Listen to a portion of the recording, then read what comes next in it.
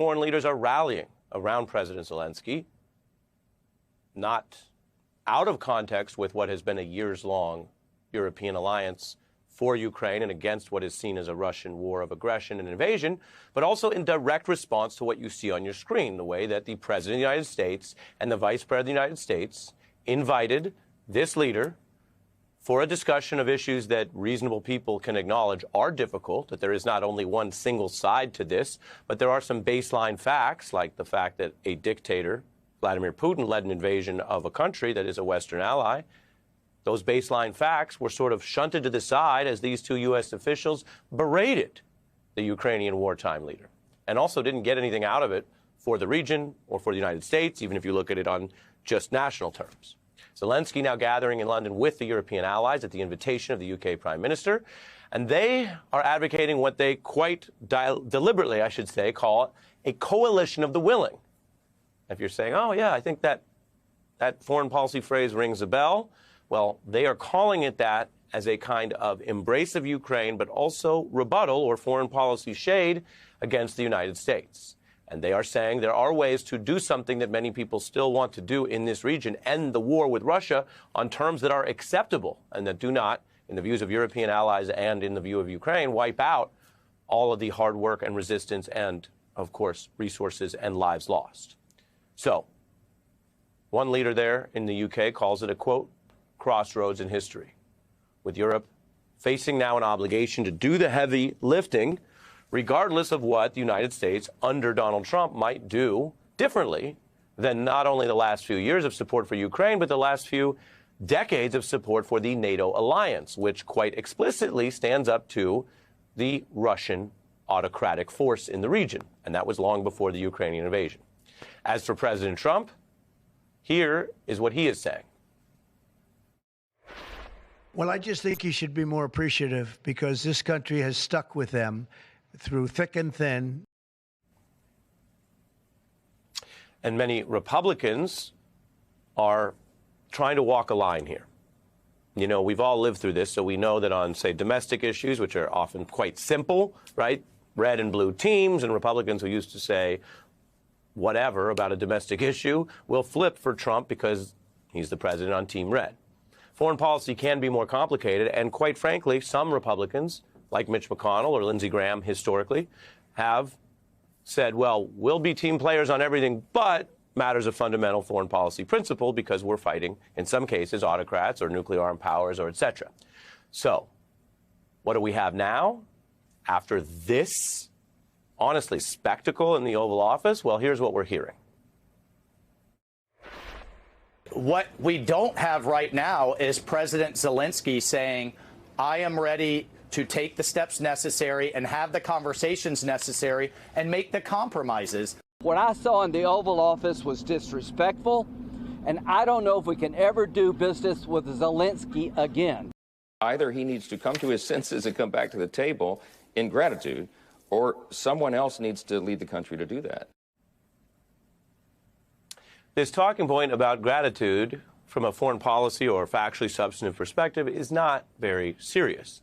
There are valid criticisms of how Ukraine has proceeded and whether the United States, in a more sort of nationalistic or conservative, if you want to call it that view, might say, hey, we want to get to some deal. We want to give out more goodies to Russia, but still try to end the war. Anyone who's ever covered any ceasefire in any region knows that there are complexities, even when you are standing by an ally. Even Biden officials would say that about aspects of dealing with Ukraine. I'm not here to tell you something is more simple or black and white than it is. But this idea that a longtime ally who has said over and over to both parties, because there have been Republicans historically who've supported Ukraine and these efforts and funding, this ally and this leader has spoken to this Congress and spoken to this country and done American media and done diplomacy. So it is just not factual to say there's been no long-term gratitude. What was apparently missing from the meeting was the reality show, television-style, thankful surrender or obsequiousness that was demanded. And even if that were given in that two-on-one, very uncomfortable exchange to watch, it's not clear that they would have had a better outcome or gone on with the bilat or everything else that you probably remember from following this story Friday into the weekend. As for the Republicans, Well, we continue to see this shift. Take the Secretary of State, Marco Rubio, who sat on the couch in a way that got a lot of attention for a kind of energy that maybe he didn't want to be there. Now, again, we're journalists. We can't tell you what was inside his head, but plenty of people kind of observed the tension. And then we also know what I can show you now, what was in his head on Friday, but was what has been his position publicly as an official, as a Republican, as a person who votes on things in the Senate for years, including much criticism of authoritarian leader Vladimir Putin. Vladimir Putin's not a president. He's a dictator. We've spent 3 years calling Vladimir Putin names. That's not the point. The point that we're at now is we're trying to get the man to a table. No matter what, there always has to be a real, legitimate Ukrainian state that we have a relationship with. He found every opportunity to try to Ukraine-splain on every issue. Apologize for turning this thing into the fiasco for him that it became. Once people learn the true nature of Vladimir Putin, my hope is that he'll change his opinion and his views. Shouldn't we all be happy that we have a president who's trying to stop wars and prevent them instead of start them? The obvious problem for Marco Rubio is his public record. So we actually know when he was speaking, I guess, for himself or based on his foreign policy views, what he said. And there's the old saying, this is what democracy looks like. Well, I guess this is what MAGA diplomacy looks like. And in fairness, Marco Rubio is not the first or last person who's taken a job where you work in the administration or for a president so that you can then reflect their views. But are we reaching a point of principle where some individuals may say, sure, you have to represent the president, but if the foreign policy choices here are wrong, and you've said so, and they're some of the most important ways that we exercise U.S. power, then why are you doing the opposite of what you said you believe? That would be a question for officials in that position, in all fairness. Meanwhile, Russia has clearly benefited from aspects of this, and the Kremlin is taking one of its victory laps. They say Trump is rapidly changing all foreign policy configurations to largely align with our, that is the Putin government's, vision. Now, the Russian foreign minister also praised Trump for what they're calling the common sense view, which is their way of saying thanks for agreeing with Russia. The New York Times reporting the shift after President Trump spoke with Putin on the phone. This reportedly occurred about 3 weeks ago, with Trump picking up the phone on February 12th for this 90-minute chat with Putin. And since then, the Times reports he's called Zelensky a dictator, falsely accused Ukraine of a role in the war that they don't have. I'm not actually going to repeat the exact word, but you can follow this. I'll just say Russia started this war by invading Ukraine. And then the Times notes they pressed the Ukrainian leader to accede to the administration's demands. We also have indications that on February 12th, Trump was saying Ukraine would just not recover all its territory. Now, again, he is the sitting president. He can make predictions and he can say things. But we are talking about a long-term U.S. ally that has exceeded almost all expectations, including our own intelligence agencies, in outlasting what were those first few tough days and weeks of the war. So for a sitting president to just say they're going to lose turf or they're going to lose aspects of the war is itself striking. We want to remind you as we go through the facts that Trump broke ranks with the G7. This was on February 13th, saying Russia could rejoin. In his view, remember, it was Russian aggression, which Trump also mentioned in that hot meeting on Friday, that led the G7 to expel Russia. It was for, again, going in and taking territory. In that case, the 2014 invasion of Crimea. Now, the U.S. also sided with Russia on a UN vote about condemning Russia's invasion. That was just last week.